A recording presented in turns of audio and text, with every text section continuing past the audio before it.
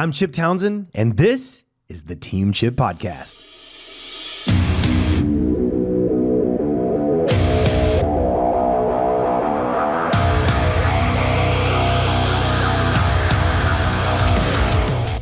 That we want every family to be welcome and a part of and enjoy, because we believe so wholeheartedly in what we do that we want everybody to get to do it. Absolutely.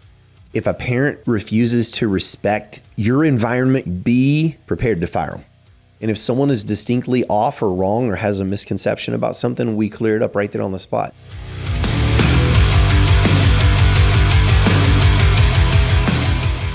All right, guys, welcome back to the Team Chip Podcast. It is another beautiful day in the neighborhood, and today I have with me, why are you giggling at me? I just had little Mr. Rogers flashbacks, but it's all good. I'm dating myself. Oh, Lord.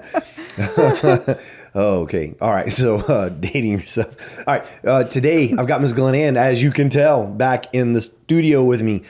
We have an amazing topic today. This is a tough one. And we're going to do a little bit of a series on this in some different areas, but it's around conflict. Yeah. I really struggled with using the word conflict and talking about this because, gosh, I hate to think of things as conflict, but inevitably in ways that's what it is. Yeah, so, nice lighthearted topic. Yeah, it's kind of deep, it's kind of heavy, but necessary. If you're a school owner, an entrepreneur, business operator, you are going to deal with it, period. We were just talking about before that started up. Yeah. A baby eagle does not hop out of the nest in a vacuum. They hop out of the nest and air resistance allows them to fly. Right. And I think that conflict and challenges and pushback and struggle is where we grow. Right? Absolutely. Yeah. 100%. So it is a tough area. And it's maybe counterintuitive, but even as a martial artist and a confident guy, I don't like conflict. I can't stand it. I don't enjoy it. I don't either. But, and I always think I like it less than you do, but honestly, I don't really think that if people are truly honest, most people don't really enjoy it. Yeah. Even the people that, seem to like have an angst to grind with everybody. But in looking into and researching this topic, I came across something that says it so much more eloquently as to why we need to really, hit this head on and actually have some skills in doing conflict avoidance and then even those hard conversations. Absolutely. And it's here it is. I'm going to read it so that I say it correctly. Avoidance of conflict with no effort to resolve it postpones a proper response and exacerbates the problem, because conflicts that are allowed to fester unaddressed will always increase and have negative effects on the relationships within your organization. Absolutely. Absolutely. And I think right here would be a good place to maybe kind of define conflict. But today's episode is going to be kind of handling parent-to-parent conflict. Sometimes you have two parents that aren't meshing in the stands, and there's a problem, right? So, and this applies to people, basketball teams, football teams, absolutely, any kind of organization where you're dealing with multiple people, and specifically when you're dealing with multiple people's kids. There's in classrooms. I mean, this absolutely applies. I'm having flashes when you're dealing with people's kids to the I'm a mama bear and I'm going to attack anybody. That is such a poor thought process and mindset. It's one thing to love your kids and be protective. I get, but just I'm going to attack anybody for any reason kind of thing. You know what I mean? That concept of the helicopter parent has now turned into the lawnmower parent. The lawnmower. Yeah. I'm going to mow down any resistance my child faces. Yeah. Sorry guys, but a little sidetrack, but parent to parent conflict, conflict, how do we define that? Like, two people aren't seeing eye to eye, but it's not really a conflict when people don't see eye to eye. It's a conflict when it begins to swell out and affect the atmosphere of the room. Yeah, like whenever affect other people and cause negativity. We talk about within the Team Chip acronym, the word inspiration is whenever it comes from that word inspire, and the inspire comes from the act of like breathing life into, like somebody walks into the room and you're just like, oh, you're relaxed that they're there. Right. Well, there's also people that are the absolute opposite when they walk in the room and it just like sucks the life out of the room. Oh, and air's gone, and that's it's whenever like, oh, you they're back. know, that's honestly whenever you know you've let the problem fester. You've let it fester to Right. the point that now it's actually impacting the way that people are interacting together because they see someone coming and kind of go, oh. Yeah, I know. And that's And tough. usually that person has no clue that they're the life sucker. So, Oh my gosh, that is so true. What a great point. Most of the time they're walking in kind of clueless, but everyone else is going, oh no, oh no. it's like if they would just take that ginormous chip off their shoulder, it'd be good. But here's the thing, and Yep. and hear me, I've been that guy. I Oh, walked into I rooms think- and yeah, made people go, oh absolutely. God, he's back. Glyn Ann probably has too. You know, we all have. I So never we're have. not. Oh, See, I'm that person. I believe it. But this is also very challenging when we talk all the time with our team and our leaders and our instructors about you see everyone that walks in that front door every day with a 10 on their head. They are a 10. Yeah, and They are excellent. sometimes it's really hard to see the 10. But I think just to kind of go over, like what are things that can actually cause this conflict? Yes. And it can be like competitive. If you ever attend a tournament and you have an inter-school tournament where people that train together then compete together, and you have these judges that are volunteers that are fallible, that are going to make mistakes. There Human. is that. Alas, they're human as well. And because none of us have ever had a those can be a source for tension. You can have cliques that come into the school that already know each other. They know each other outside. They were friends. Some of them were families. We have like 12 people within our school that are not immediate family, but cousins and sisters-in-laws and in-laws that are all connected. Well, of course they're going to be connected. They're going to a little clicky, maybe a little together. and they're going to be sitting talking to each Right. other, but it's because they know each other, and that's not a negative thing. There's a previous connection. And I'm going to just say Yeah. right here, the whole social click thing boggles my mind. That is so junior high, but it is so real. And Yeah. if that rubs you wrong, maybe rethink things a little bit. Like social clicks, it's just sad. Like we're these guys and they are those guys. It's just sad, but it happens, and it can happen in the stands sometimes. Right. And it's like, Yeah. And then you can also have, because people do know each other outside of the school, you can also have some sort of interaction that's happened at work or at their places of business or their kids go to school together and the kids have already had maybe a little issue at school, the kids have had a little, right? little ruffle. Yeah. And then you have the lawnmowers that are now mad at the whole family because of something that happened amongst the kids. Absolutely. And sometimes those somethings are more significant, but usually it's really, really not Right. a big thing. It's a thing that would be so amazing if we actually just stepped back and said, okay, this is how you need to handle it. Now you handle it. But that's another podcast. And then the other thing is just misunderstanding like the policies. Like that kid got a stripe before my kid got a stripe. Why is how did that work? They've been coming to the same classes and just little things like that that can cause confusion. Absolutely. And when you said policies, that sounds very bureaucratic in a way. It does. But, we do have policies, but I like to think of it too as expectations. Kind of what are the expectations, and do the parents fully understand the expectations? Are they paying attention when they're in kind of the chicken coop in the viewing area when we're mat chatting these kids, laying those expectations out?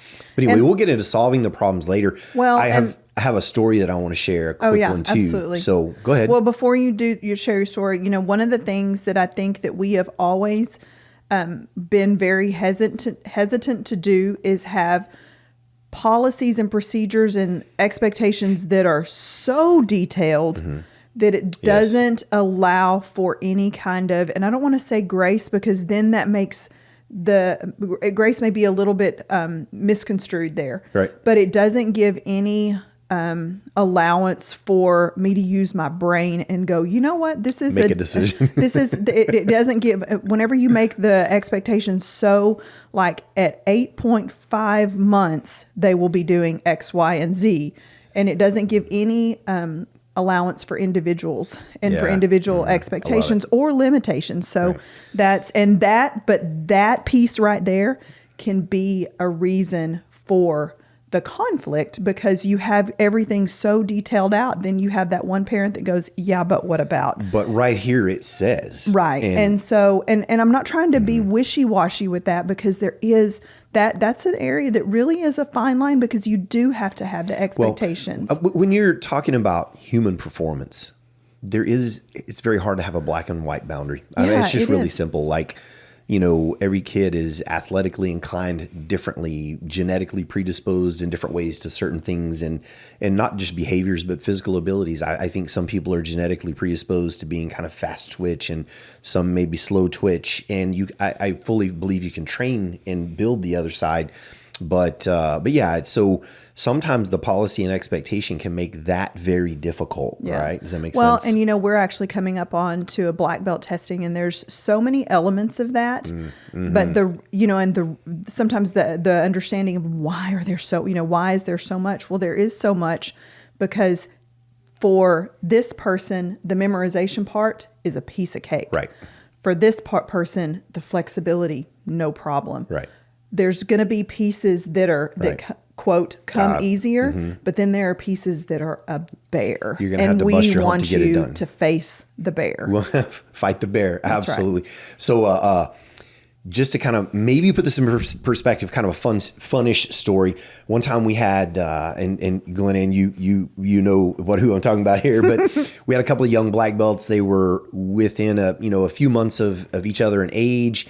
Oh man, they were young teens. They were killers. They were on the demo team. They were just great. It's still great kids, great people. And there was one parent figure here, and the other parent figure. One for each kid. I'm trying to be a little bit vague here, but they were super good friends. They sat together and chatted every day through every class, and these were very engaged parents too. They were there for everything. Watched the kids train every day. Anyway.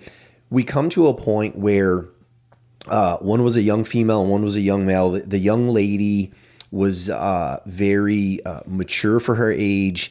The young man was good too, but we had a boundary. And I think at this time to step on to like the leadership team, they had to be 13. The young man was like, 12, and they were asking about leadership team. And I'm like, he can't do this round. I need him to be 13. And so... This is where this policy thing can be really helpful and really hurtful at times. But the age was technically 13, and he was a great kid, and I really hated to tell him that. But he was also a little immature at times, and so I was just like, no, he's gonna have to wait till he's 13. Well, anyway, long story short, a few months pass. We're coming into another start of another leadership cycle, and the young female is literally like 11 and a half months into 12. And she's like a half a month away from turning 13. And they come to me and they say, hey, can she, start? And I said, yeah, she's a killer. I mean, we're 3 weeks, something like that away from her turning 13. No problem. Well, these two parents were super close. Well, almost immediately after I told the young lady that, the young man had already been through having to wait an extra period of time. They were at each other's throats.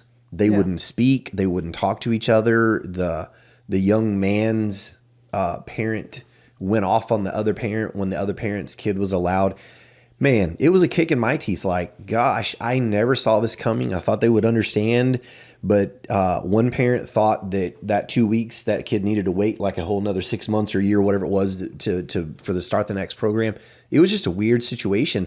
And we ended up having to pull everyone together and sit down and have a talk and kind of work them through that and kind of say, okay, sorry, we did let her in 2 weeks early, but he was like, 6 months out. Yeah. And it's hard to sit and tell them, like, he was a little less mature than she was at that point. And we were able to, you know what I mean? So, and that's where you get back to this. Some kids are strong in these areas, that areas, and it's a little hard when the policies are just black and white, right? Right.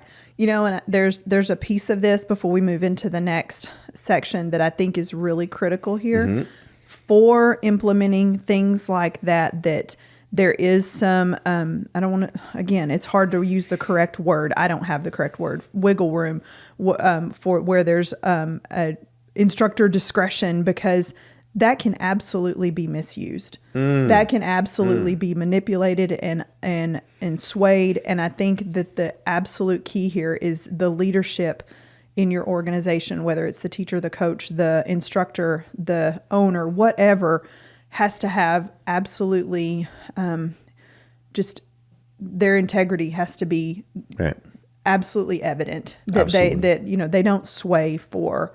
It's that concept of above reproach. It's not like, well, I saw you get paid off for this one, whatever that is. So I think that element has to be there where your people trust you. Right. 100%. To intervene in whatever these situations are. Well, and here we are back to the word relationship. We are in a relationship business, whether you like it or not. Absolutely. And we have to, like you said, kind of be beyond reproach and have good relations with the parents and develop a high level of trust and respect, right? And part of building that is calling somebody when they're out of line or when they're being a fool, and that is very difficult to do. So here are some signs of growing conflict. Parents whispering, giving each other the cold shoulder. You like that those two parents. It was very obvious. All of a sudden, they're at the opposite ends of the bench, won't look at each other, won't talk. But when you see those things, tension in the seating area, waiting room. Passive aggressive comments. You can also feel that with the kids too. Yes. Like the parents walk in and the kid sees another kid that they may be having a little squibble with, or they see another parent and you see the kid that was once like walking in like, their confidence has boomed, and all of a sudden you see them move in behind the parent like they're needing to be sheltered. You have to. But the thing with this is you can't be over in the corner talking to your instructors about what's going to happen in class. You've got to be while this is happening. You have to have already done that, Mm-hmm. and you have to be with the people watching what's going on. You Absolutely. have to be your prep eyes zone on. for class and have everybody on task for teaching today's class Should have plan already has to be happened. done. Yeah. So when the people are coming in, you're kind of You're looking not those sweeping things. the floor. You're making yourself available. Absolutely, great point. Some other things that kind of signs passive aggressive comments about other students' progress, like maybe one parent's kind of passively on the sideline saying something about another student that's not theirs and their progress, or why does that kid? I had a grandfather one time. I won't tell the whole story, but I had a young man that was first time I really saw like extreme. I don't know if it was pretty extreme autism in a young man, and years ago we got him through some really hard times. He was like at a green belt level, 4 belts in, had just made leaps and bounds. And a grandfather one day walked up and was standing at the window looking into the kids, and he goes, "Man, Chip, I don't know why that kid's in a green belt. He sure don't deserve that. He doesn't move like those other kids." And I was like, "Whoa, Grandpa, you don't understand what's going on here." He just like stepped on we didn't have kids at the time, and you just called my baby ugly. Right.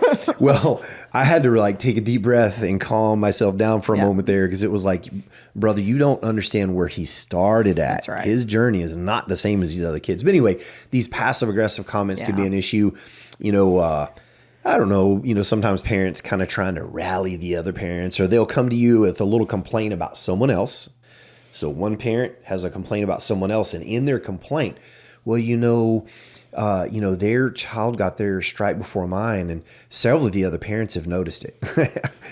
Who are these other parents, right? Yeah. Like they start dropping like there's this big problem, and it's really not a problem. Yeah. So anyway, you just kind of have to watch out for these things and address. So we're going to talk a little bit about how to address it and prevent parent-to-parent conflict professionally. I think the first thing is knowing kind of when to step in. Yeah. And, I think a whole lot of this avoiding conflict truly is a proactive approach. It's actually like because whenever you're walking amongst and out and around, there's a whole lot less of those side comments and side conversations and tacky things being said going on. Absolutely. And the thing is, if you know that two kids have something, you've heard from either of the parents, there's something that's going on at school, good grief, you have control over who partners with who. Don't put them together for a little while. Right. And it'll all actually space. work out. It doesn't have to be this long drawn out drama. The word that comes to mind is drama. Yeah. Drama. And it really doesn't have to be, because the thing that's really cool is whenever you watch a parent that, I love this. I have so many stories of parents that whenever they first started with us. They came in with a chip on their Monster chip on shoulder, their shoulder. ready for a fight because their baby was mistreated. They were mad at the world every time they walked in. Yes. To now coming in, hey, how are you? And it's like a complete personality shift. But that is absolutely intentional in that proactive way that you interact with them up front. Absolutely. Instead of just Absolutely. instead of just kind of going, oh, I don't want to, the thing that people hear with conflict resolution and conflict avoidance is they think that they have to, that it's this fight. It's just like a recent self-defense scenario that happened, that somebody stepped in and didn't have to throw a single punch or choke or throw or kick. They just stepped in, and the security guard is standing behind them because they're doing a better job of de-escalating the situation, but they are using their brain instead of their brawn. That's so which awesome. They had plenty of, and I'm going to arrogantly share. One of our black belts was walking out of the grocery store and overheard a large man telling a woman, "I'm going to basically kill you," and our black belt just kind of set his stuff down and walked into the middle of it and de-escalated the situation for the most part. And verbal judo, never had to hit or hurt or do anything. But, anyway, different story for different podcasts. Right, but it's one of those things that you're kind of proud of your people and too. I do think the thing that, just we've said it multiple times, but the thing, people hear conflict and they're like, but I don't like conflict. Well, there are a lot of steps because in the big picture, we've been doing this for a very long time. And the amount of times that we've actually had to go, you come here, and maybe it wasn't quite that dramatic, but it has been a couple of times, but like, we're going to go talk. Or I can't even, they don't even fill up a whole hand. Right. There are very, very few because 100%. So much of it is actually negated whenever you put forth this is an environment that we want every family to be a part welcome and a part of and enjoy, because we believe so wholeheartedly in what we do that we want everybody to get to do it. Absolutely. And we're not going to tolerate nonsense at the side. with Absolutely. My little snarky smile. No. So knowing when to step in, when it's disrupting your environment. That's I already mentioned that earlier, but when it becomes disruptive, you definitely need to step in. And some steps you can take is, I like to individually address each parent involved, like one at a time, off to the side, very privately, public praise, private reprimand. And it's not a reprimand, but just, hey, what's going on? How are you feeling? Is everything okay? And sometimes it's literally just asking a couple of questions that opens the door for them to begin to express their issue, right? And sometimes they do take that open door, and sometimes you can open the door, stand it wide open, shoo them in, and they actually don't even go there, because really what you may have overheard was an issue really isn't. Right. And they know it's not either. They might chirp to another parent, but with you, they're like, they know it's silly, they go. And they've had time, and sometimes they've also had time to process it. 24-hour rule. Yeah, and sometimes in the moment they were annoyed with something, but then whenever they went home and thought about it, they're like, this is really kind of silly. Absolutely. I'm a big kid.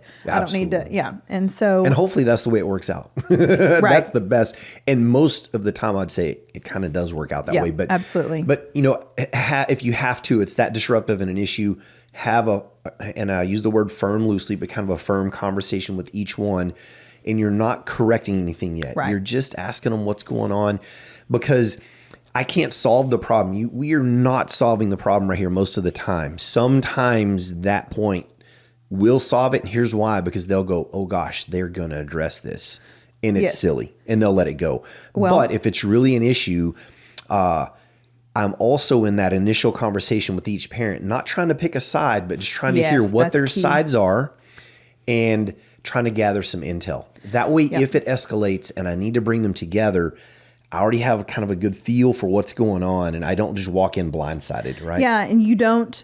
I think you said something that was super important. You can't pick a side and go, I can't believe they did that. You go, that's disappointing. Wow, that surprises me. That's pretty out of character. While I'm talking to that parent, if say Glyn Ann was the parent, and I'm saying, hey, and she's beginning to vent, I can never get on the bus with her. No, I just have to objectively sit back and listen Yes, I understand. Yes, can And you thank tell me you for more? bringing this to me. Thank you for bringing it to me. But that's it. I can't ever go, oh gosh, I can't believe they said that. We have to be cautious now we handle that, right? Absolutely. And then kind of the next thing is, if a parent refuses to respect your environment, your expectations, boundaries, etc., be prepared to fire them. You Cut do. them. You have to. You have to understand that there may be a point that you go ahead and tell somebody, I would love for you to continue martial arts, but it can't be here, and or whatever that is. And the thing is, every time that we've ever had to resort to that, an absolute that all of a sudden the life is back in the building, because everybody. People know that it was. I guess a cancer is maybe the wrong word, but it really it's a harsh word, but it is. But it is. It's a real. It's just whenever you have a toxic person that is just you've tried all of these other steps and all of this other ways to try to get them on mediation, the same conversation, get them on the bus with you, and they just refuse and are just continuing to be this just negative. Something's wrong. Yep. And stirring the pot. Every time that is ever, and it's been very, very, very rare, few. But every time that has ever happened, the entire place they knew that person was toxic. I'm just, what she's saying is you walk in the building the next day and there's just a light feeling in the building. Yeah, it just doesn't feel like this everyone oppressive. Kind of knows. And I will say, this is not what this is about, but even staff members, we've had to cut staff members a few times through the years, not very many. And, the whole air just thins out and lightens up when they're gone.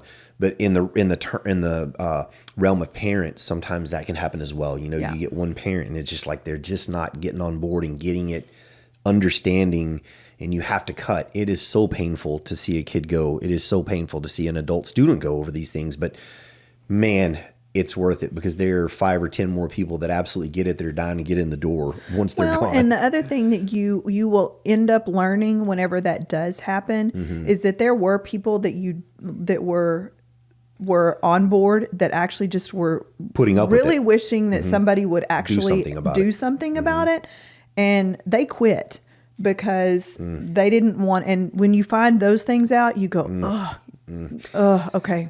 So again, a parent refuses to respect the expectations and the culture, fire them.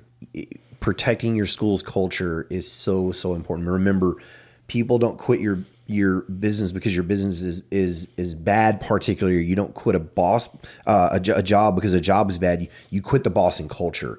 People quit as students because the culture's off, or something's allowing the culture to get tainted. So it's super important to know when to step in. Diffuse the tension before it grows, guys. We've already mentioned it, but pull the parents aside.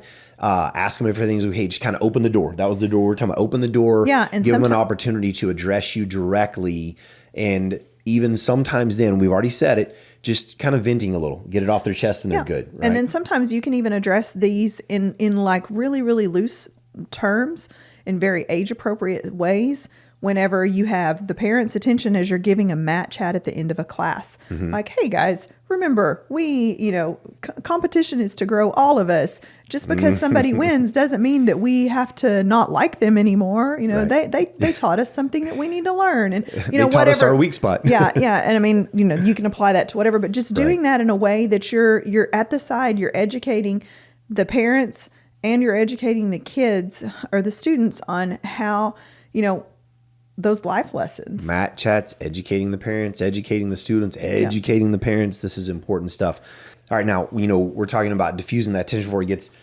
Another thing to do is encourage direct communication between the parents. In other words, if I do know there's a problem and I do know the two parties involved, encourage them, especially if it's not a deep problem, like just encourage them to talk.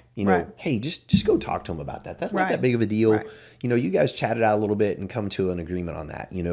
That's the best if you can just stay out of it and they can solve their own problems and be big boys and girls about it, right? But sometimes that doesn't work.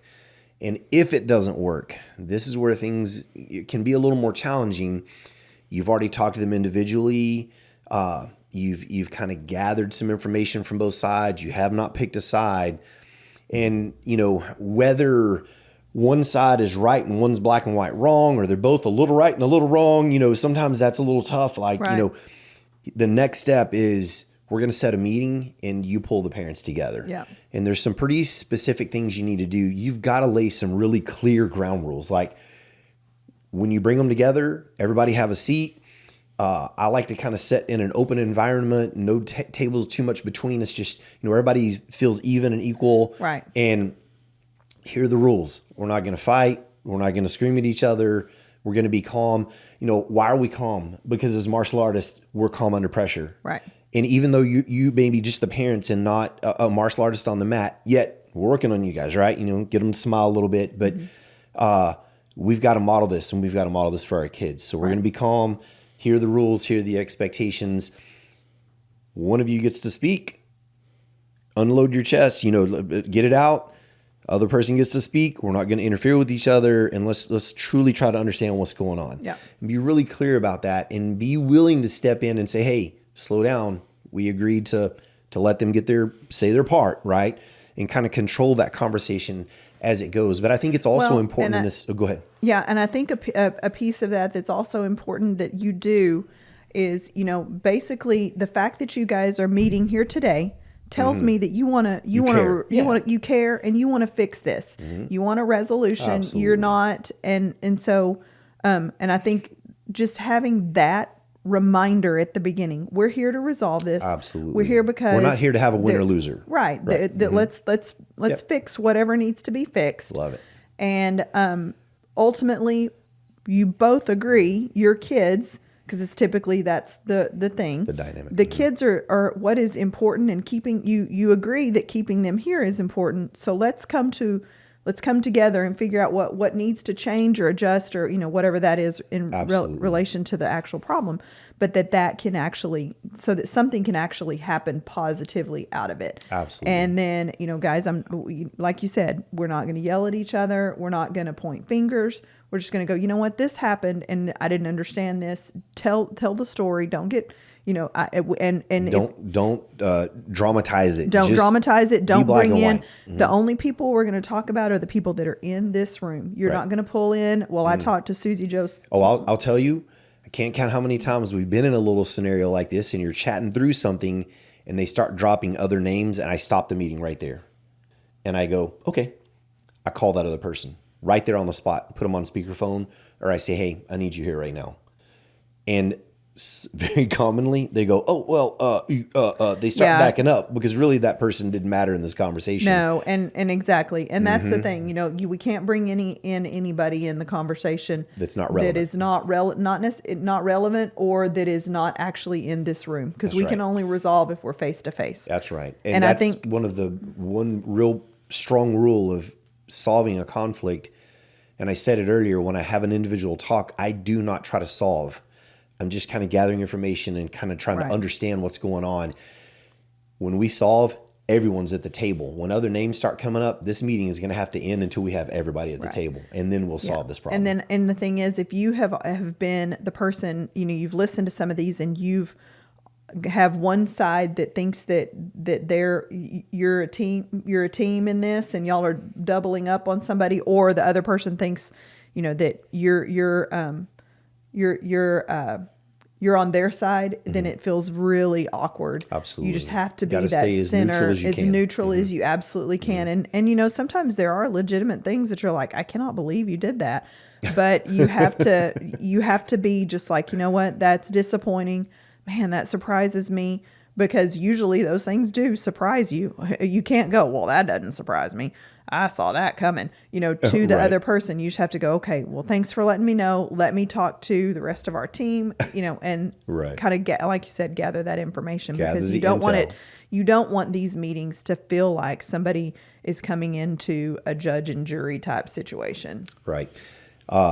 As you're allowing these sides to talk, you're constantly monitoring, really paying attention to what they're saying and kind of measuring what are they saying against good moral character, against your rules and expectations to kind of see who's right, who's wrong, who may be off a little bit.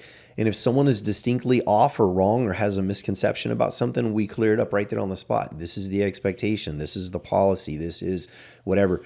And you make an effort not to prove them wrong, but to help them to see and own, okay, I didn't understand that, or I didn't hear that part of the conversation. Because generally, that's the root of it all. It's a miscommunication, a misunderstanding. It's something really simple. Also, very commonly in these situations, as they sit, if they'll just be objective and logical as they listen to the other person talk, very commonly, they've passed 24 hours, so the heat's kind of gone. They'll kind of begin to go, okay, I see where you're coming from now, and that makes sense. Now I know why we, you know what I mean? It can almost solve itself like that, which is really cool. Yeah. So remember, we're talking about kind of how to address it and prevent it, know when to step in, diffuse the tension before it grows, and if it gets to that point, if you've had a successful meeting where you've brought them together, they leave, everybody is relatively happy. They're good to say, man, I get it. This is behind me. I know where we're headed now. Well, and everybody's back on the same page. And I want to say one more thing about that. I always say, don't walk out of here if there's one thing left. If you've got anything in the tank, you always do that. Put it on the table now. I do, because that one little thing festers and it becomes a problem again. And I ask them for just complete, honest transparency. Put it on the table. Yeah. And most of the time people do. And they'll either say, okay, there's just one other thing, or they'll go, man, I feel better. We're good. And I get it. Get them to shake hands, give them a hug, a high five on the way out the door. And commonly that works out well. Well, and another thing that you always do is, guys, if you've said, you have nothing else. You've said you have nothing else. Right. So this is it. Yeah, I don't want to hear anything about it again. In 6 months, we can't have something else that comes up, and then all this gets, drugged back from under, like you're carrying it around with you, and you go, okay, hold on, let me open up my bag of disgruntled art, whatever. History. Right. You can't. If we're moving on, we have to move on. Absolutely. Yeah. Set, another area around this is, set firm expectations, up front, expectations of respect at all levels. So have a clear, culture policy and around the concept of respect. Martial arts is, courtesy, integrity, humility, self-control, all of these things. Make sure people understand that well. And another thing that you can do in kind of the prevention of these things is distributing through your text blast, your emails. We call it sometimes kind of added value that we try to give to our people, reminding of the rules, reminding of the culture and the expectations. If there's a tournament coming, super clear on the rules and what the expectations of that are going to be. Testings, what are the expectations for those stripes? I know this is common sense, but try to be so clear to minimize and prevent these disagreements or problems to begin with. And I think just be straight up clear. We're a drama-free place, man. Right. Absolutely. I think if we ever, sometimes people think that a podcast or a blog is so well timed, and it's funny. Yeah, it was well timed. I wonder where that came from.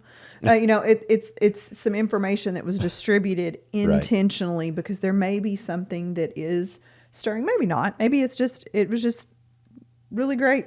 Right. No, I got you. Somebody else was in control of that timing, but sometimes it's us that is sending something out. Sometimes we're intentionally sending it out because we've kind of gotten wind of maybe there's something, but sometimes we might not have gotten wind of anything and somebody else did.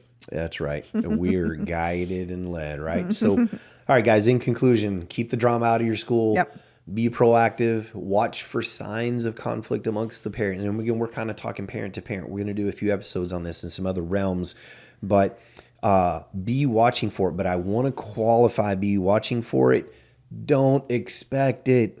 When you expect it, sometimes. You completely, and it's not like you're creating it, but what you're doing is you've put on a set of glasses of I'm the bad finder, and you start. But whenever you're like you're watching, but you're that expecting the best, it just kind of completely changes the lens you're looking through. Absolutely. So be proactive. Watch for early signs, address it before it becomes a major issue. create a culture of respect, set expectations of your school, positive professional environment, and probably as much as important as anything, don't just set the expectations, say it, model it, live it, be it, so people understand it. Handle the issues head on. Don't beat around the bush. Don't let them fester. Don't let them fester. Hit it head on. It sounds aggressive, but address it. Don't let it ride. And I can't count how many times I've gone, man, I don't want to have to say something to this guy. I say it, and you just feel light years better when they go, oh my gosh, I'm sorry, I didn't realize that happened. Yeah. Or usually it's way less of a problem than what you expect it to be. Yeah, and sometimes the addressing head on, like we've said several times, is just, hey, are you okay? Sometimes they just need to, they've had a struggle and they just need to kind of get it off too, And or they don't realize that they came in looking like they were ready to chew some nails off the wall. They're just, and you're like, is everything okay? Yeah, everything's fine. Everything's fine. Okay. Very good. All right, guys. So, martial arts is all about discipline and respect, and that needs to extend off the mat. So, just encourage culture. I just beat that word to death. Culture is so important that we keep a positive, professional, high-level culture in our schools. Great communication. One of our kind of core beliefs that, we got from Hanshi Kovar is we are great at parent-student communication. Communication is so, so important. And in keeping your, problems quelled, keeping people happy, making sure you understand what's going on, etc. So, guys, just encourage you to hit those problems head on. If you do see them coming and have them, don't expect them, but sometimes they're going to happen. And if they do, let it be. It's a lesson. Just kind of go, okay, what did we learn from that, and what did that struggle teach us, and how can we be better than that next time? Yeah, how can we grow? That's that. After it's all said and done, don't just move to the next thing. Right. Just kind of take a minute to actually ponder. Okay, what was this, and what could we have done to have kept that from happening, whatever that was. So Absolutely. Yep. All right, babe. Thanks for jumping on. Absolutely. I think this was a good one, man. Lots of golden nuggets. Thank you for tuning into the Team Chip podcast. If you want to see visual, if you're a visual person, go to YouTube and follow the podcast there. Subscribe, give us a review. We really need those because it helps with our analytics and gets us out in front of a few more people. Hopefully you're enjoying what you're getting. Shoot us a message, ask questions, let us know what you're thinking, and we will see you on the next episode. Yeah.